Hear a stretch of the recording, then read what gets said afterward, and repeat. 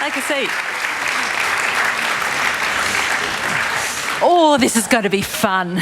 Looking forward to this session very much. Looking forward to your participation in this session. Welcome to the Festival of Dangerous Ideas for 2016 in this gorgeous, gorgeous institution. And welcome to Don't Trust the Scientists. There's your provocation for the afternoon. The hashtag, if you'd like to be part of the Twitter conversation, is of course #FODI, F-O-D-I. And if you could put your phones on silent or vibrate, and then you can have an extra good time. My name is Natasha Mitchell. I'm from ABC Radio National. I'm a presenter. I'm often a science journalist as well. And of course, as we know, I feel a bit close. I might move. Yeah. We can spread out a bit, can't we? Science is everywhere. We'll end up on each other's laps by the time this session's over. Look, science is everywhere, and it is at the heart, of course, of some of the most vexed and interesting and politicised issues and discussions of our time. So climate change, obviously, vaccinations, the obesity epidemic, stem cell research, cancer risk, all that. And I guess you could argue that science and the people who do it, the scientists, have always courted controversy and stirred up passions and challenged orthodoxies and created a few orthodoxies along the way too. So this might not be specific to our time, this question that we're going to ask about trust and science. Charles Darwin and his theory of evolution, Copernicus and his model of the universe. But what we want to discuss is what's unique to this era. Does science have a trust problem? What is science? What is trust? And we're going to try and unravel these gnarly questions here together. So please welcome Tim Flannery, mammologist, paleontologist, conservationist, climate change activist, author of many books, including most recently The Atmosphere of Hope, Searching for Solutions to the Climate Crisis. Alok, science correspondent for the ITV News in the UK. Wonderful to have you here in Australia. Great to be here. Before that, Alok was at The Guardian for a decade. He was a science reporter there. He also hosted their award-winning podcast, Science Weekly. He's the author of, most recently, The Water Book, and he hosted a great series not too long ago for the BBC radio, that is, Saving Science from the Scientists. I highly commend it to you. And we will ask today whether science does need saving from the scientists. And Lee Vinsel, co-founder of The Maintainers. The Maintainers are a research group who are challenging the innovation fetish, as Lee describes it. We had an hysterical session this morning on that very question, and they're focusing instead on maintaining and caring for what we already have. And Lee joins us from New Jersey. He's Assistant Professor of Science at the Stevens Institute of Technology. Welcome. Thank you. And we'll come to you too at some point in the conversation. There will be microphones. There are microphones just up there on either side. So please join us when we bring the house lights up. So, folks, does science have a trust problem? Alok? Well, so I think I agree with what you say right at the beginning. Science is one of the most important ways of making decisions in a very scientific age that we live in. It's climate change, aging, all these things require scientific answers, so we need it to be as good as possible. And I've reported science, I've been amongst scientists for 15, 20 years now, and so I'm a fan, I would say. I think it's a great enterprise. But I do think that we put scientists on a pedestal. We don't scrutinize them as members of the public anywhere near as much as we should. I think that as often as journalists, all we do is go, wow, tell me something amazing about the universe. And that's it, we believe them and tell everyone else.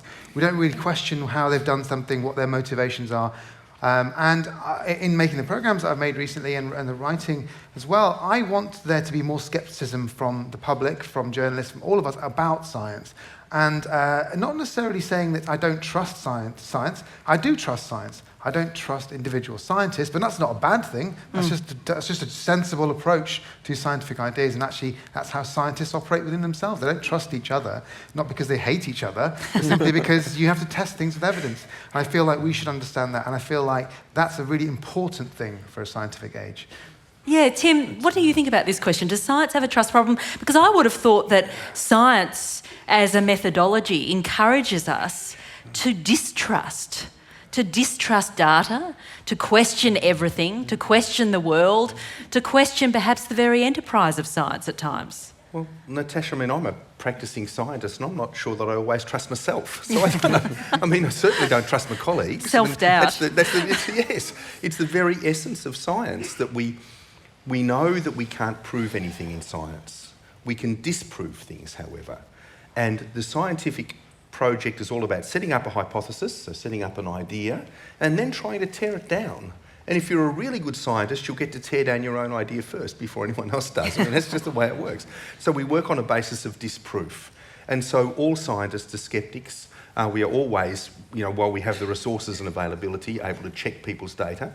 Now, you have to be an expert in a field to check another expert's data, so I'd be useless looking at medical data or whatever, but I can do, if it's anything to do with the evolution of kangaroos or, Australian paleontology in general, right, I'm your man, I can do it. But that is the nature of the scientific process, and I think that it's rather difficult, Alok, though, for those who are non-experts to be genuinely sceptical. I think it's always good for the public to maintain a level of scepticism about these ideas, but it is very difficult to be genuinely sceptical unless you're an expert in that area. And I think it's, scepticism, it's a luxury. If we have time, we can be sceptical about everything and check everything, but none of us has the time to do that. And so when I go to my doctor and he says, you've got X, Y, and Z, I tend to trust him because, I don't know. Yes, I'll check with Dr. Google as well, but if it sounds okay, I'll go and buy the medicine and do it. And I think that's probably a practical way we deal with it, What you're describing there, though, is a very pure... Well, we might come back to that, but I'll come back to that, because you're describing a very pure, a sort of pure description of science, and, and its actual manifestation is sometimes quite different. Lee, does science have a trust problem right now, right here? Well, it does in the States, for sure. I think that I would like to kind of muddy this water a little bit. Please do. By just thinking sociologically in terms of groups of people, right? So in the States, I agree that some journalists cover science as if the word of scientist is law or something like that. There's many groups of people who have no faith in science whatsoever, right? And who think that climate change science is a massive conspiracy put forward by the UN or whatever. So I think that we really have to start drilling down into individual groups, individual people, who they talk to, where they get their facts from. So yeah, I think amongst some groups of people, there's serious trust issues around science, and then, in the States, like most progressives are going to be like, you can trust science. So in that situation, is distrust directed at science, and science becomes, though, a proxy for other things that people are feeling disaffected about, powerful institutions, their own lack of power and agency, for example? Yeah, I think that's exactly right. I always say that, Al Gore made an Inconvenient Truth, right? This climate science movie that many progressives love. And I think he was the worst possible spokesperson for climate science that you can possibly imagine, right? And the reason is because conservatives in the United States have hated that man for 20 years at that point, right? Rush Limbaugh called him Al Gore, like he was Igor to Bill Clinton. He was just like a little lackey. And so you have that guy who everyone loathes, like standing up and talking for this thing that people were unsure about, And so I think you really, when you're thinking about communicating complex ideas, you have to not, this is sad for scientists to hear, you can't just assume that the facts are going to do their own work. You have to think about who's talking, and that gets very complicated. Tim? Could I just jump in here? Look, I think Al Gore had a number of problems, one of which is that his name in Arabic means the penis. So he wasn't exactly well positioned to put the argument in the Middle I East. hadn't heard that before. Yeah, it's true. Unfortunately, so yes, that's an handicap. Oh, well, But at least he you've did got the no job. hope. At least he did it, you know. And I just have to say that no idea or no concept enters the world in a vacuum. Right? They're all packaged in a very complex socio-economic network. And our recent election in Australia really highlighted that. You know, there in a year when the Great Barrier Reef was absolutely being devastated by climate change, and you couldn't miss it. A blind man could see it, you know, if you lived there. The election that was held this year, while that was happening, voted back climate sceptics from those North Queensland electorates, those areas right adjacent to the reef. So you think, why was this happening? And I think it was happening for a really simple reason. One is that the old economy is concentrated in this country. The old economy that's under threat from addressing climate change is concentrated in certain areas, particularly places like regional Queensland. And we as Australians have failed to stand together to address this threat. So we've failed to say, look, we understand change is coming, change is inevitable. People are losing jobs in those regions and their lifestyles are under threat. We need to stand together as a community to make sure that we see a just and equitable transition to the new economy. You know, it came face to face for me when I was a climate commissioner, and in central Queensland, I remember being in an audience like this. We did a climate change presentation and a bloke stood up, first hand up for questions at question time, and said to me, he said, look, thank you for your presentation. I now understand that my livelihood as a farmer was destroyed because of climate change. So he used to be a farmer, the droughts and the floods put him out of business. He said, I've got a young family, daughters 9 and 11. He said, the only job I could find in my area was working in a coal mine. Can you tell me, am I doing the right thing? I'm a kids, you know. So that's the reality in those regions. So unless we can stand together as a community and say, we will protect you through this, we won't address climate change. We'll continue to get sceptics voted in the areas where the damage is worst, because those communities are going to suffer. Well, the sweet irony is that the word scepticism is so core to science, but it's been co-opted by others, and now almost scepticism is a kind of considered a dirty word. Yeah, you absolutely. know? By scientists who disagree with the sceptics. Yeah, I know. In these sort of traditional sense. So when you were talking, Tim, about the way that science works, of course, we all recognise that as Natasha said, the pure way, but in the real deep down trenches of the laboratory, it's often not like that. It's not about falsifying data. It's not about checking other people's work, because there's no incentives to do that. And I mean, you speak to any scientist in a very competitive field, and you say to them, "Listen, are you falsifying your hypothesis?" They're going to say, "No, I'm going to prove that what I've done on thinking is true, because I've sort of had an idea, I've got some data, and I'm going to collect some more to prove it." Because otherwise, it's a little bit too philosophical. And ultimately, I mean, for me, just going back to the quality of scientific research, I mean, climate is a sort of topic on its own to discuss for ages. And some of the subjects you were talking about are more political questions about what you do with your life once you agree that climate change is an issue. What you do with it is genuine, up for debate. But in terms of the quality of all sorts of scientific information, which we take for granted almost in this society, a lot of that is driven by essentially market forces within science. It's about how much money your government's giving you, so how competitive you're being for that research grant, how many publications you're going to publish, which gives you your career, and there's a sort of tension in science all over the world, in every advanced economy, which is following that pure goal of going where the evidence takes you, which is what you should do in science, versus having a successful career in science, which are two separate things. And I think we, the rest of us, should be made more aware of that, to see that there are motivations there. Not to say that we shouldn't trust the outputs of it, but simply to go, hang on, are we doing everything we can to make sure this thing's correct? So you've been drilling into the specifics of scientific culture and how it works today in the 21st century to reveal all sorts of things that are happening that might give us cause for concern, that might fuel our distrust of the scientific process as it manifests today because of the very market forces that you're describing. So what have you revealed? Well, so I've mentioned some of the things. So the chase for publications. So nowadays we publish more and more scientific research than ever, and there are more scientists, but the volume actually has increased almost exponentially compared to that. And some of the scientists you speak to will tell you behind closed doors, individual scientists haven't got any cleverer than they were 50 years ago, but they're publishing much more. So something's up. And the reason is publications get you tick boxes, which mean that you can get your next research grant. And research grants in all countries are incredibly hard things to get. You have to submit pages and pages of documentation, tell people what you're going to discover, which I've always found interesting, because when you tell people what you're going to discover, isn't that the point of scientific research? You don't know what you're going to discover anyway. So you do that, and then you spend a third of your time doing that rather than actually doing any of the bench work and everything. And then, of course, if that doesn't work, then you have to find money from elsewhere. And so, the business of science, the business of universities in my country certainly forcing their academics to say, look, if you don't get in this much money every single year, your research group's out of here. It's not this beautiful academy anymore of just people discovering things and frolicking through gardens and things and going, wow, eureka. It's nothing like that. It's a business. And universities want reputations. They want students. They want money.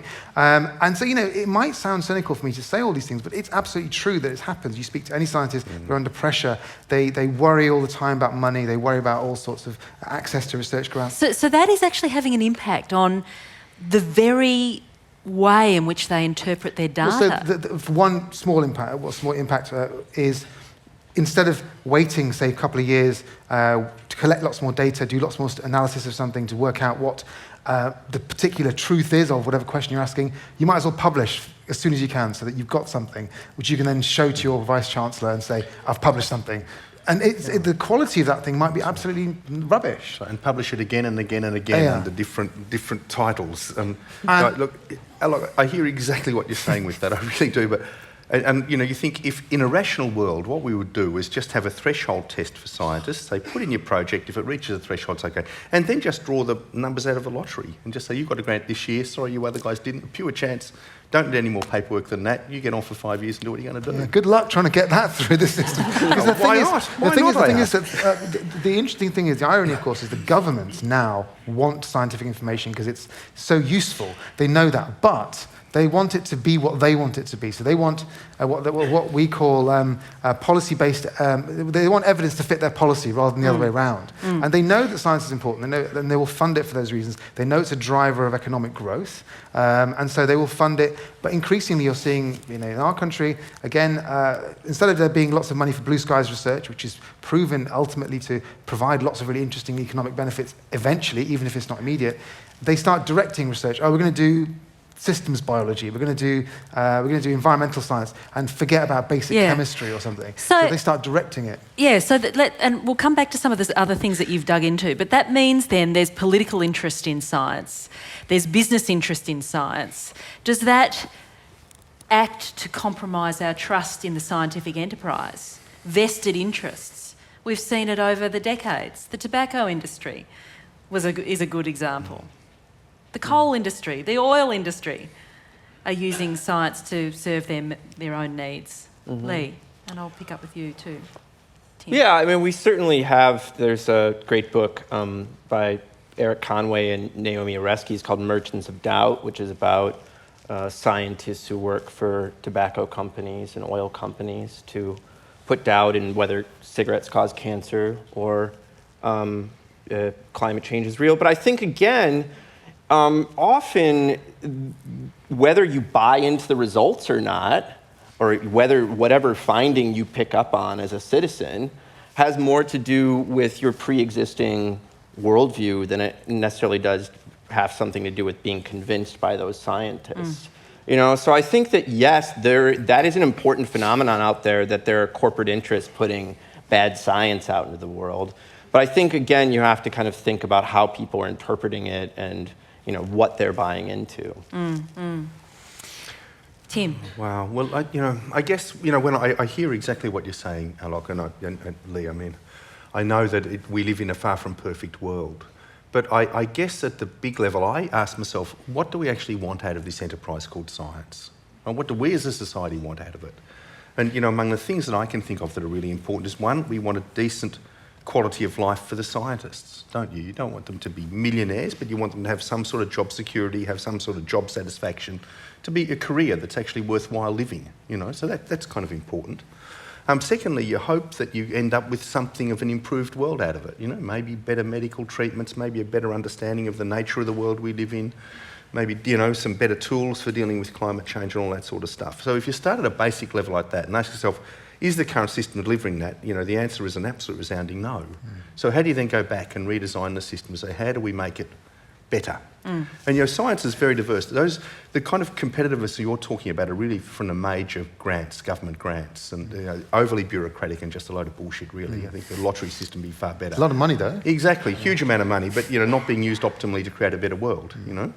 But there are a lot of other pots of money that scientists can go to. So if we had the lottery and your ball didn't come out this year, you'd go to someone else, go to the Wellcome Trust or something to, you know, get some money to do something. So I just think that we could make it a far better world. Universities are my big bugbear in this. They don't seem to be asking themselves what they're there for, what their academics are there for. You know, as you said, it's all about citation indices.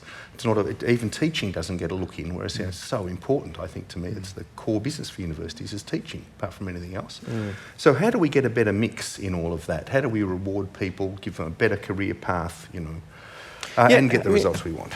I mean, just briefly, this is an amazing thing of this system that we see spreading throughout industrialized nations around science, is that this kind of the business of science that you're talking about, we often focus on how it ruins science, but it ends up ruining a lot of other things in universities too. You know, like when you start thinking about when the professors are so focused on getting the next grant that they're not putting any energy into teaching, it's like somehow we've like really ended up with a terrible system, right? That has damaged lots of things. Say what you think. Yeah. But just to wind up on that, you're absolutely right, Tim, and Lee, actually, that this is what we should think. The idea of having a decent career is not a bad thing, of course, but when you become a scientist, when scientists are talked about, it's all about this search for truth, this search for understanding of the universe. And then their careers, their lives, it's just to hell with that. It's like becoming a sort of an artist or something. Everything is sacrificed on that treadmill, on that altar, which I think you're right, it shouldn't be. And at the worst, what it does is slow down things. It wastes money or whatever it does. At the best rather, at the worst, you get incorrect results. You get misunderstandings that persist for decades, which could lead to deaths or whatever else. There's plenty of examples. So, Alok, you've interviewed scientists who have committed fraud, you know, and the data is there. Scientific fraud, scientific misconduct is on the rise. Whether or not that's because we're just picking it up more, there's more scrutiny now, there's more awareness of the issue. But you've spoken to scientists who have conducted fraud or misconduct, made up data altogether, totally fabricated data. Right. I mean, we must be clear. Fraud, outright fraud, which is making up data, which is, you know, an anathema to science and scientists. I mean, it's rare, but it's there. It's a very rare thing, so I don't want this to become a thing where you think that loads of people are at it, but it's definitely there, and lots of cases have been discovered, and we're finding more of them. So science often says, well, they're just rogues. They're rogues, They're not emblematic of a broader cultural malaise. You suggest otherwise. Well, what it shows you is how hard they are to pick up, right? You speak to anyone about this, they know it's on the rise, but actually it's very, very hard to pick fraud up because actually science is very easy to defraud. It's really ridiculously easy. We talk about self-correction, you know, someone can check your results if they want to. Actually, it's quite hard because if you just keep your results to yourself, no one can check that. If you peer review is this method of sending stuff out to your colleagues before it gets published, but they can't really pick anything up unless they're absolute experts in the field, and generally speaking, those people are busy, so to do a quick read of something, stuff gets through peer review all the time, and scientists will tell you that. And so one particular fraudster that I spoke to, a psychologist in Holland, he made up dozens and dozens of papers. At the beginning, he just massaged some of the data, then he started just to make up the numbers, and in the end, he found it easier to do that than to do actual experiments himself, and eventually he was found out by some of his students who whistleblowed against him, and it took a long time for him to be discovered because people trust each other a lot in science. No, you can't possibly be doing that. Yeah, exactly. And he obviously shouldn't have been. He came clean in the end and lost his PhD. And he said, and I asked him, well, how was it easy? And he said, because no one checked. No one checked. It was easy for me to do this for a decade. It was easy. No one checked anything I did. And actually, the only way he was discovered in the end was because of a very clever scientist, a statistician actually, who went through his numbers and found they weren't properly random in the way that they should have been, because humans, there's always a fingerprint. If you try and do random numbers, if you try and do things, it was just a bit too perfect, his data, and so they found out. And so, and he came clean with it, but basically his message was, it's really easy to cheat. And if you think about a clinical trial, thousands of people over 10 years, you could make numbers up in that, and how is anyone going to check? Well, there's even been cases of clinical trials that have been totally made up. Yeah, that's right, exactly. And hundreds no one can and check hundreds of those. people, thousands of people, And a data as a set, result, and they are published. Medical treatments are based on those trials. People are given drugs based on those trials. There was one case in the States about a decade ago where a guy decided that you could test the efficacy of a drug using a particular DNA array, and people started using it. The NIH gave money for trials. People who had cancer of the lung and various other things were given these drugs. Then they found out that this test didn't even exist. He'd made up everything. People died as a result of that. Do you know, that answer the man gave you, though, for the fraud wasn't the complete truth, because he said to you that I did it because no one was checking. But the motive behind it is still He wants to become a unanswered. professor. He wants a job. Right, Yeah. exactly. So it was that. It was money. Yeah, okay, good. I mean, he didn't become rich as a result of it. He wanted to just have a nice career. Either he was a bit lazy, maybe. Lazy, second exactly. rate. Yeah. Exactly. But, you know, he's painted as a rogue, just an outlier. And an interestingly, outlier. what he said also, and people don't really listen to much of what he says at all, but he said, people say I'm a monster. It's much easier to call me a monster, he said, than to admit there's a systemic failure in science to pick up people like me. But, you know, the banking system is full of people like this, you know, as well. I mean, Yeah. I mean, Let's talk about finance for a couple of minutes. Yeah, Tim, I mean, do stories like that make you quake in your boots? well, they don't make me quake in my boots, but they do make me aware. I mean, you know, and in my own field, we see this stuff all the time. I mean, Charles Dawson's Piltdown fraud. It was a century before it was definitively shown to be a fraud. Remind people what that was. That was a man called Charles Dawson who claimed to have discovered a precursor to the human species in Britain. And the reason it was done was that in the early 20th century there was a huge amount of nationalistic feeling around having the birthplace of humanity, or the birthplace of ceramics or whatever, you know. And Dawson, presumably driven by some misguided form of nationalism, took an orangutan's jaw, modified it, and then claimed to have dug it up from a place called Piltdown in England. And suspicion was cast in the 1950s with radiocarbon dating, which showed that the bits and pieces of the animal weren't quite It took right. decades. It's taken till this year. It was definitively disproved this year. So for a century, people suspected there was a fraud, but couldn't disprove it. So these things they're long-lived and persistent and very dangerous. But the thing about that is that would have been written up in the literature. Generations of scientific papers were kind of skewed around that particular finding. And even worse, people off down rabbit holes. And when people started finding real fossils that weren't consistent with what the Piltdown fraud was showing, they were doubted, because it's kind of like, how could this be? It's not, you can't compete with fraud, can No, you? well, you can't compete with fraud. What about the role of us and our individual values? I mean, I look at the vaccination debate, so to speak. We could debate the debate.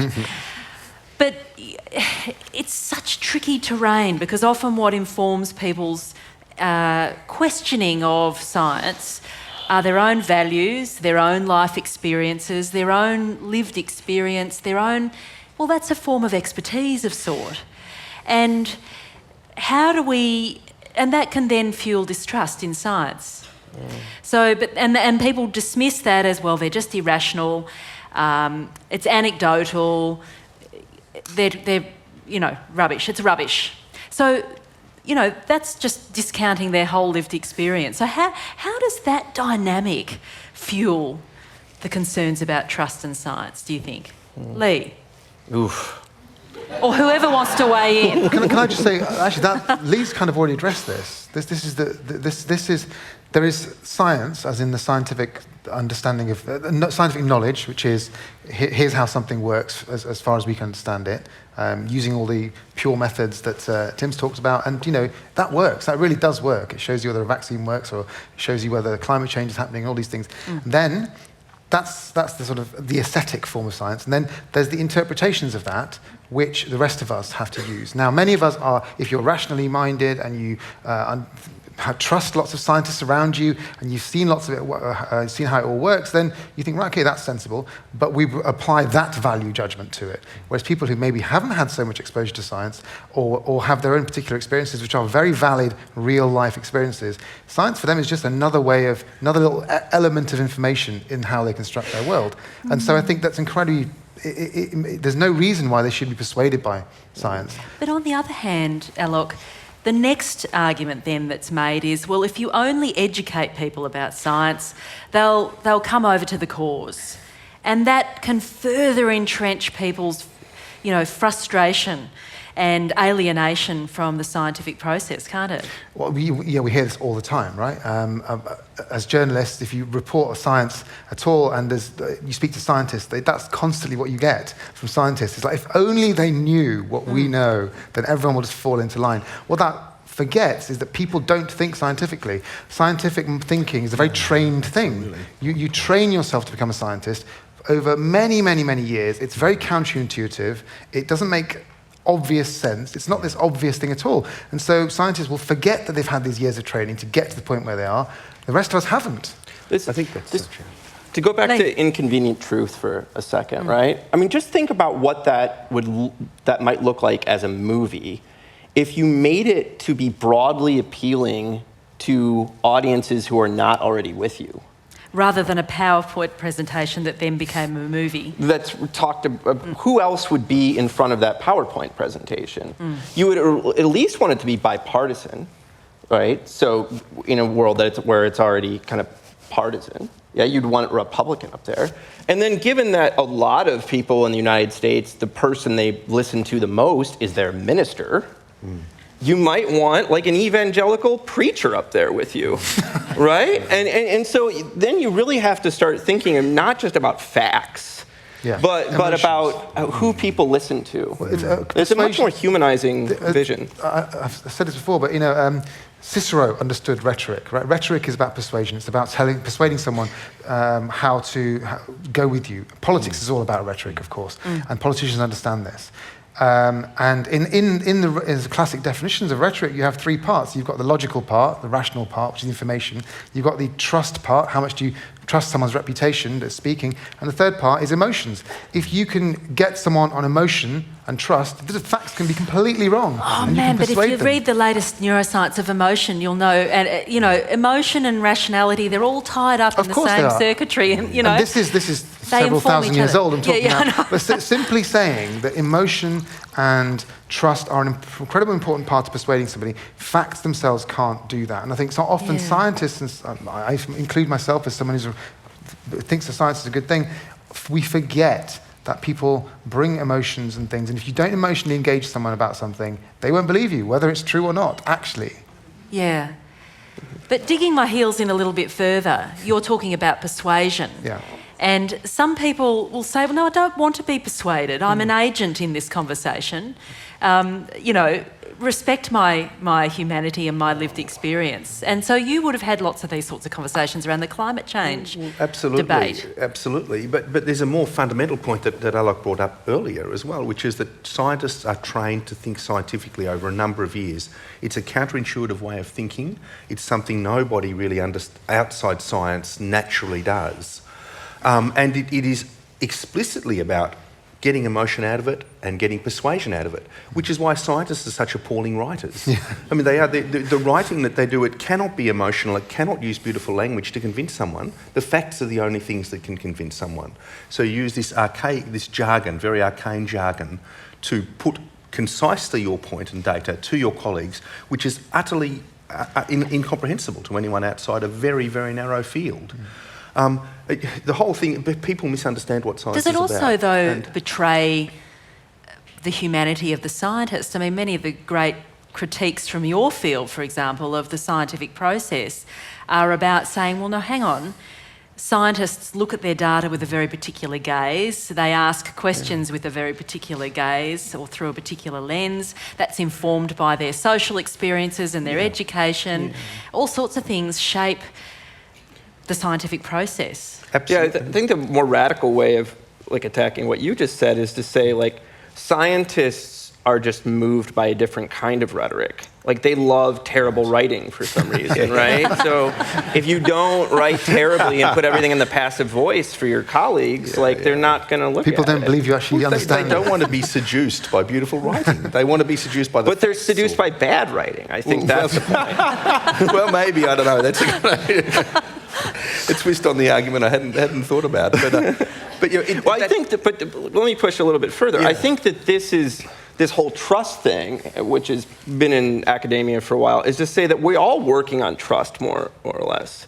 The scientists are working on trust too. I mean, there are places where they're doing experiments, we hope, right? Or like looking at data, we hope, and really trying to figure things out. But there's a lot of, even within the system itself, these people are, trusting each other. Yeah, I mean, look, and it depends on what sort of science. I mean, in my sort of science, I can go and look at a specimen, and that is the definitive reference point for any debate or discussion on something. If you're dealing with astrophysics or something, you can't necessarily look at a specimen or, quantum mechanics. As long as there's not Obviously. a fraudulent specimen that's That's right, exactly, which has been the case. But just training scientists that way, is so difficult. I remember when I was teaching at Macquarie University, first year, I just asked the students, who thinks science is a search for truth? Almost every hand in the room would go up. And I knew I had an enormous job. It would take me all year simply to convince those kids that it wasn't. And it's so distressing for them because the dignity of science seems to go out of the window. The wonderful enterprise they thought they were embarking on actually isn't as they thought it. So that teaching people to be a scientist is a difficult and rather horrible process, actually. Just before I come to all of you to join us in this conversation, we'll have the room lights up in a tick. Do we expect too much of science now? In the public sphere, we expect scientists to stand by their data, to nail a conclusion to the post, and it will never move. And so when data gets revisited and conclusions get redrawn, what happens in the public arena is the entire enterprise of science comes into question, rather than a collective understanding that actually that reversioning, revisiting of data, redrawing conclusions is the very practice of science. And, politicians, they expect scientific facts to be nailed to the post for a moment in time, and that's it. That's the truth forevermore. So are we expecting too much of science? Fundamental misunderstanding. Science is a search for falsehood. It's a search to disprove hypotheses, right? So no hypothesis, arguably, is going to stand forever. So it's not that sort of enterprise. Yeah, I think that this is, a lot of times we hear scientists say if only people understood better, they'd be with us. But I think that really the citizens need to be better trained to understand just how science works and to kind of bring it back down to ground. I don't think that makes you skeptical about climate science findings necessarily. But I do think that you are not surprised and upset and putting doubt in science per se if you understand how it kind of works at a lower level. That might mean like putting more history of science curricula into high school or whatever. I mean, we can imagine lots of ways to have a better understanding of the institution itself. I think that's one of the most important things that can possibly come out of these sorts of discussions is if people understood not the scientific facts, but how you come to a scientific idea. That will help in all sorts of ways, not only in assessing when things change, because they do, but also, in if someone tells you something, whether you believe that person or not, and what you do with that information. And ultimately, yes, well, your question was whether we expect too much of science. We really do actually expect too much of science. But I think that's partly the fault of scientists too. who, for many, many years now, have, because of, again, the pressure of trying to get funding, the pressure of building careers, etc., have been incentivized to be much more factual and kind of, we are truthful about this.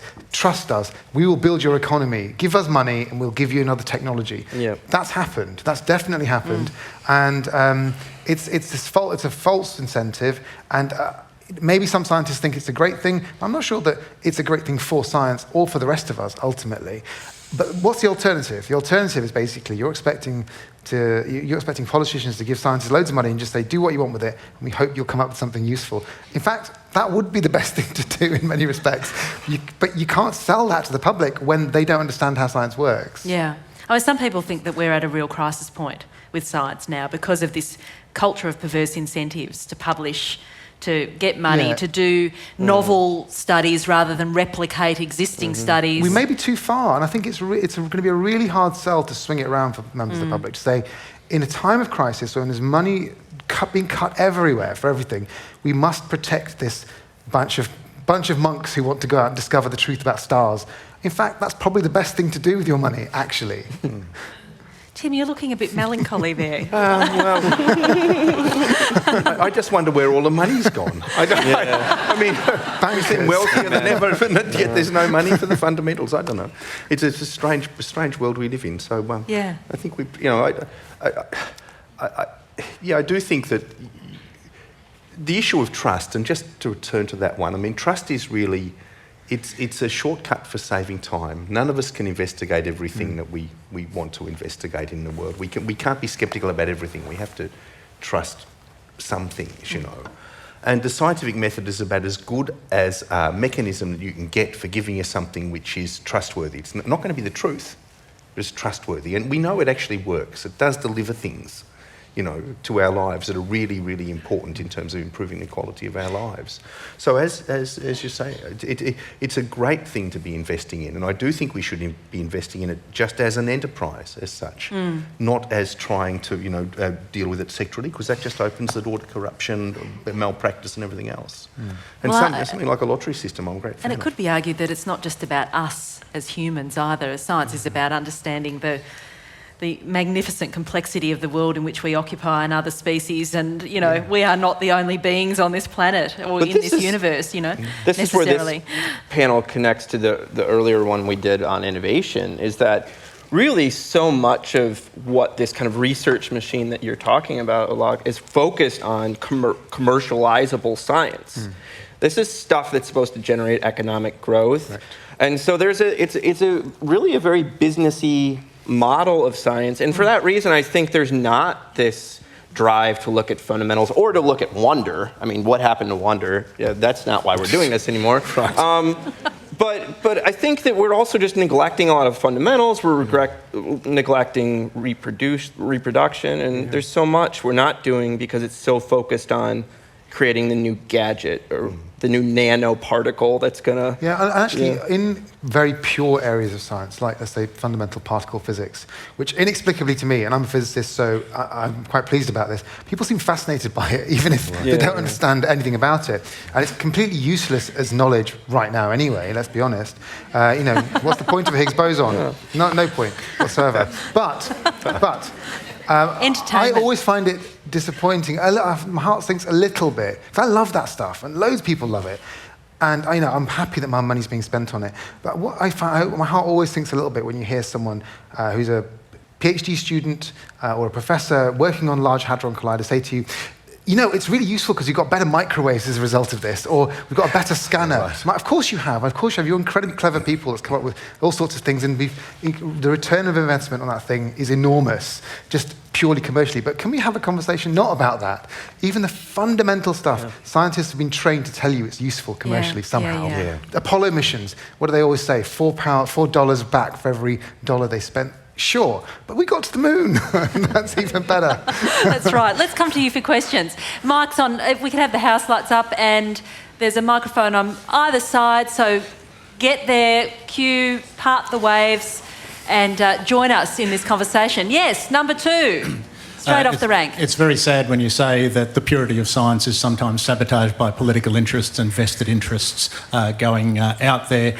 How do you motivate a young person to take on a scientific career to try and make the world a better place when it seems that that person would make more impact by joining a lobby group? Good question.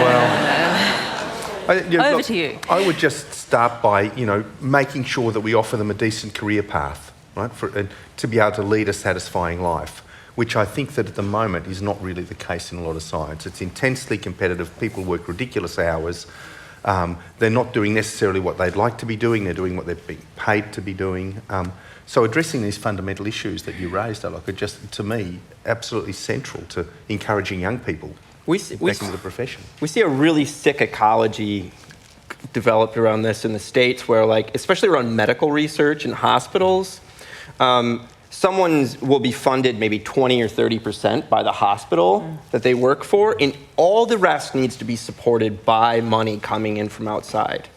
All right, so if you do not bring in grants from the federal government, you're not getting paid, you don't have benefits. And so that creates really perverse incentives. All right, so I totally agree with you that you do want to have a system that's kind of healthy when it comes to supporting people and things like that. Can I just add a small point? I don't think there's anything wrong with working for a lobby group. It's often, that's a good thing to do if you want political change. It's a great thing also if those people in the lobby groups have got some sort of scientific background. In fact, I think that scientific degrees and scientific training should be a much bigger part of general society. Not all of them should become scientists. You should have more science people in journalism, in arts, in lobby groups, politicians. It'd be great to have that thinking, even if you are not an expert in something. And in fact, I think we've got too many scientists, probably. Well, the reality in Australia is there is an oversupply of graduates. So I think those areas professions at times. often. I mean, when I was doing a science degree, and I said I wanted to become a journalist, people would look really weirdly. Probably for the right reasons, but anyway, because they thought, well, why wouldn't you want to go and do a PhD in physics? Well, I don't want to do a PhD in physics. I want to use my scientific knowledge elsewhere. People look down on you in science for leaving science. I think it was a great thing to leave science. I wanted to do something. I don't feel like I've left science. It's still there. I can always understand it and read it. I just don't have to sit in a lab. And I think we should encourage that. Yes, you can still change the world. Go and do a biology degree, understand the natural world, then go and become a lobbyist. It's fine. Yeah. Yes. More to be said there. Another question. All right. So I agree with you that emotional arguments convince, but as Alok said, the facts can be incorrect or correct, completely separate to the rhetoric. So, okay, we need rhetoric to convince, but how do we ensure that the facts are correct, and it's not just the best writer or orator that wins? Yeah.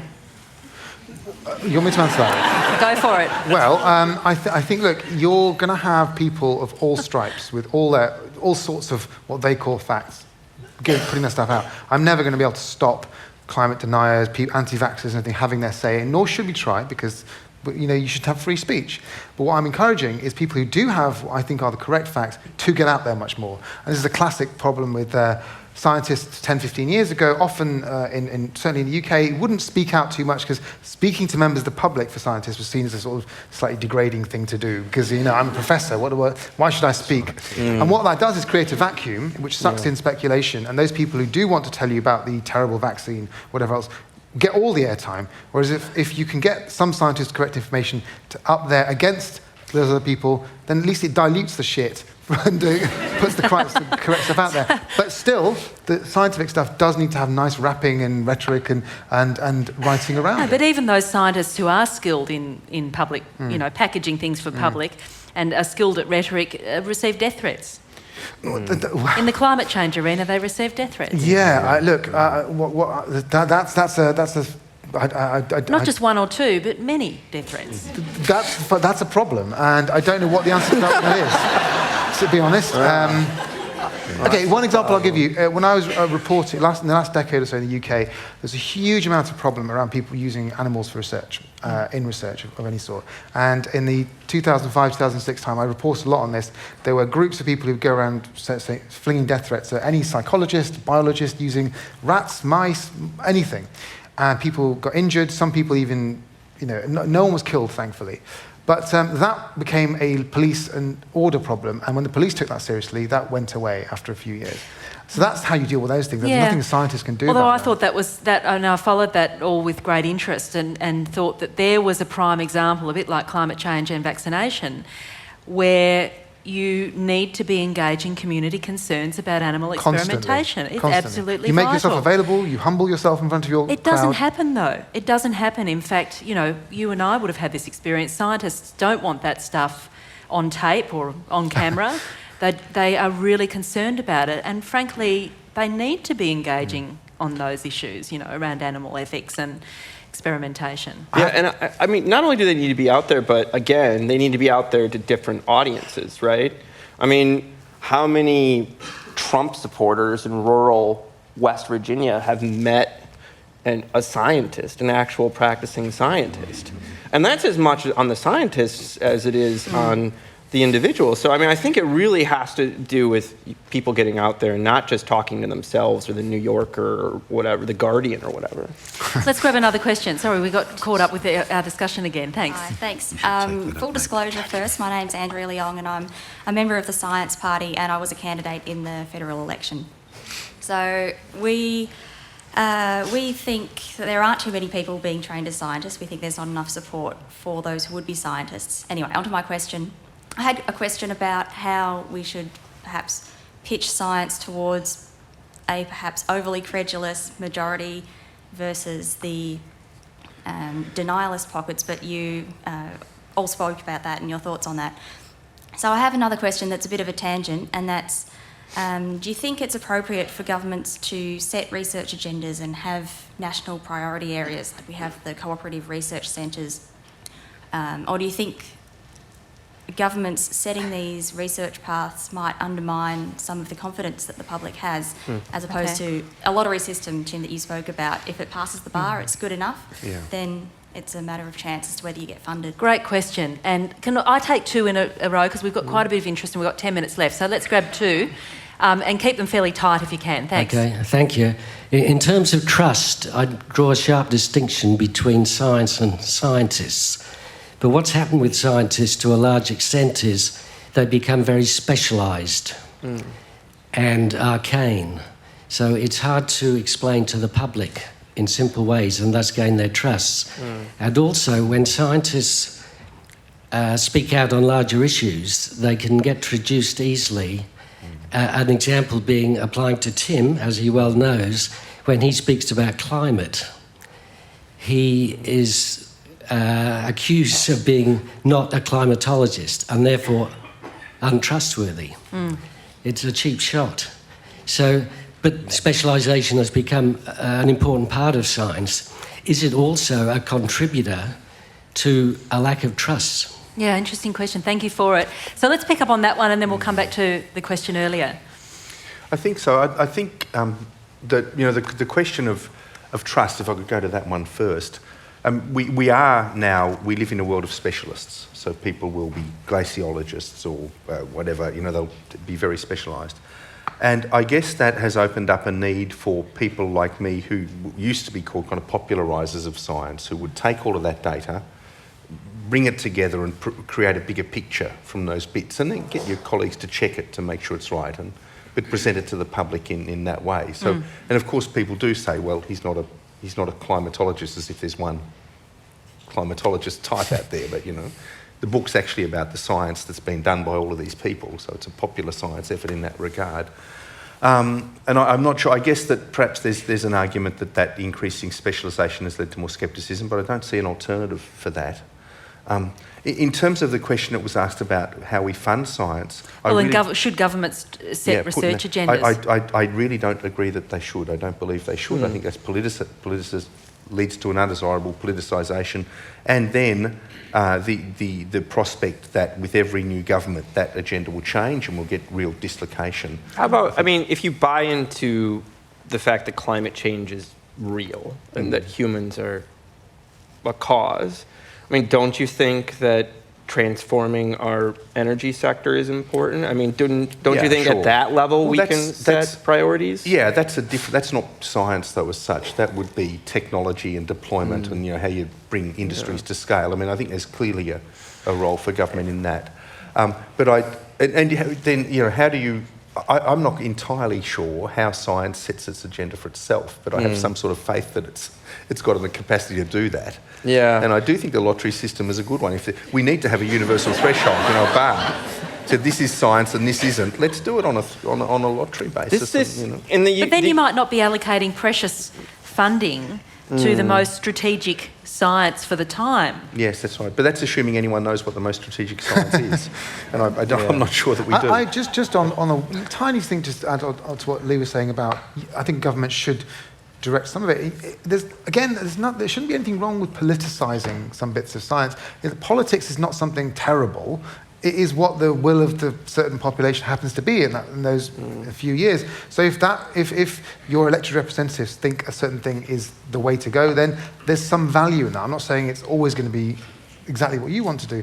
In the UK, certainly, it's gone a bit too far, and a lot of the research money, which used to be directed by scientists themselves, using their own committees, they decided where to send it, has been hypothecated and sent towards strategic aims, and a lot of complaints about that generally come from the people who suffered as a result, not from those people who, in synthetic biology, have suddenly got a massive new centre, or graphene, which we're so obsessed with now in our country, with no clear insight as to what they're going to do with it. Yeah. And if you speak to the people in the graphene centre off the record, they'll say things like, we don't know what to do with this money either. We've got 50 million quid, we just built a nice new building, I'm not sure that... Whereas down the road, their chemist colleagues are like, we've got to shut down now, we've got no reagents, nothing. Thank you. Hi, thank you. There was a lot of talk about that these days it seems like a lot of people don't really know what science really is. So there's lots of misperception in our society about science. What would you say could be done here? So in regards to the education system, what's your vision there? How should, let's say, the next generation of Australians perceive science in general, and also how can we prepare our children in this regard? Thank you. Let's come back to that. And so that's a great question about education and the role. Thank you. Thank you. Thanks, Natasha. My name is Susie. I run an organisation called Think Inc., and we tour some of the greatest public intellectuals of the world. My question is in regards to creating scientists as pop culture icons. That's what we really try and do, to elevate them up to the level of, say, a rapper or a sports star, putting them in that kind of domain.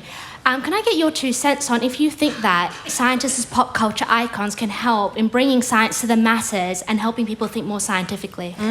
Good question. All right, let's address those two. Well, I think you answered that question. Yeah. So, I think you probably knew the answer to your own question there. I think that there are many strands to answering the question over there. That's one of them. I think having scientists in the public doing all sorts of things, from your David Attenboroughs to your Jane Goodalls to all those sorts of people, it humanises, it tells stories, and they end up being people you trust, whatever they say, which is for good or ill. But anyway, you're up there, and if they talk about things changing or evidence changing scientific ideas, you sort of go, okay, I didn't know that. That's an interesting way of talking about it. Having more of that debate in public is a good idea. And it's clearly important. It's important for us in media to do it. And then, of course, the education part of it, I'll leave to you guys, but that's also got to be an important part of it. In science education, certainly. When I was at school, it was a set of facts. I didn't understand that science was something you could actually contribute to or question until I was at university. Yeah. I think, I don't know, I'm just thinking about my Facebook wall. And I'm thinking about who posts the popular celebrity science videos and who doesn't.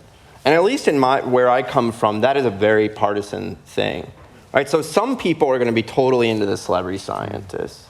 Those are going to be mostly people who are Democrats in the United States. And then other people aren't. So, and this goes to the question, where'd you go? Around education, yeah. Oh, there you are. All right. So what I'm about to say is totally self-interested, and so therefore you shouldn't trust anything that's going to come out of my mouth. But I actually think that, having more history, sociology of science at a younger age in, for instance, high school curricula, so it's part of your history class or whatever, It can be part of that answer. And it's not a partisan thing necessarily. It's just about trying to understand how science actually works. So you're having a realistic perspective. But then that would mean giving me research money to like produce curricula for high schools. So I should say that, shouldn't I? Next question. Where are we? Oh, over here. Thank you. I just know that at University of Sydney, psychology is actually classified as a science, so that's why I'm going to be able to bring it up under relevance. But also touching on the whole high school education thing, first year psych is the most popular subject at university, and I struggle to fathom why it's not introduced at a younger age. And I found myself quite good at maths, chemistry, physics, whatnot, and realising why do I need to understand this whole logic and critical thinking thing for the first time as an adult. This seems really like something that should be introduced much earlier. Thoughts? Yeah, great. Let's come back to that. Yes, it's a good point, and it's part of the kind of drive to have philosophy in schools too. Yes, thank you. So just a comment and a question about two of the words that have been used today. So one of them is scepticism, and that seems to be used interchangeably with denialism, and so I'm asking whether you think we've got a problem with the language there. And the other word is controversy. Is the fact that the world is spherical controversial? Is the fact that vaccines save lives and money, is that controversial? So at what point do we stop calling something a controversy and start calling it for what it really is? Great, thank you. And we've got one more, I think, behind you. Let's take them all, because we've just about got 20 seconds left. I wanted to make a number of comments about pseudoscience and the social sciences and the impact that science sometimes, or trust that it gets in an unwarranted sense because of media exposure. We're required to identify the impact before we carry out the research, and that leads to media exposure, or the need for it. But the real question, actually, I wanted, both Lee and Natasha mentioned replication. I strongly believe there is insufficient weight given to replication in research generally. We've got peer group, peer evaluation. We've got checking. Checking isn't done anywhere near enough, but replication just has no cachet at all, no incentive in it. It should be part of the insurance against poor science. Yeah. Thank you very much. So let's start with that if we want to, or wherever anyone wants to start on those three. I couldn't agree more with what you just said about replication. It's absolutely central to the whole enterprise. But just in terms of education, could I just say that we need to foster two very important things in young people if we want them to have a scientific career. I think a sense of wonder and a great capacity for imagination. If we do that, we can deal with the rest of it. So. Just on that replication, I agree with the philosophy and the psychology being earlier. I just think it's a great idea. Again, it's a massive educational issue, though, isn't it? On your point about replication and reputations as well, because the thing is, yes, replication of studies, which is supposedly an inherent part of the scientific process, is just not done enough. A recent project in the States to try and replicate 100 psychology studies only could replicate 40 of them. And so it shows that there's lots of weird, not quite good stuff out there that if you can't replicate it. So there are lots of ideas around this. One is every PhD student should replicate a study as part of their training, right? Which would be a useful thing, social capital. And others, maybe postdocs and things, as part of any research grant, you should replicate another study somewhere.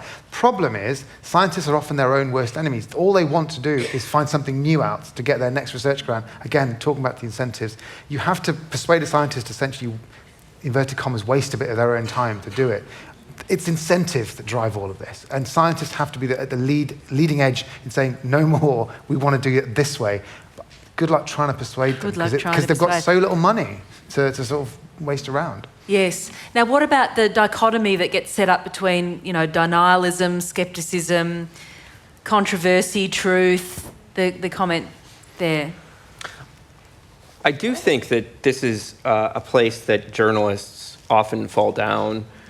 Because around issues that aren't very controversial amongst scientists, they treat them as public controversies, when you could just be talking about a very small group of people And then if you give that very small group of people equal weight on something that's global, you can really magnify things in ways that aren't helpful. I totally agree, and the fundamental problem, that's a journalism problem, which is based on the fact that all journalism reporting in the world is based around political reporting, which is the worst type of reporting there actually is. So let's just forget nothing to consider. We try. I mean, certainly as specialists, we try this all the time, pointing out that balance is not true, that it's much more nuanced than this, and what you're saying is entirely correct. Yes, but do you think that the media is a great source of distrust in science right Of course, now? I think it is. But also the media is it the primary source? I don't know if it's the primary source, but it certainly is a big factor in not correcting things and making things worse. Having said that, there's lots of good things out there too. So it's a little bit of a it's a bit of a difficult one. And the media itself, different conversation, has even less money than science, and it's doing really badly everywhere. And it has even more messed up incentives than science. Yeah, maybe. and hugely bad incentives. And so, the people who try and actually fix any of this stuff is a vanishing minority, really. Do you know, scientists are so careful with their words, but the public doesn't always appreciate it.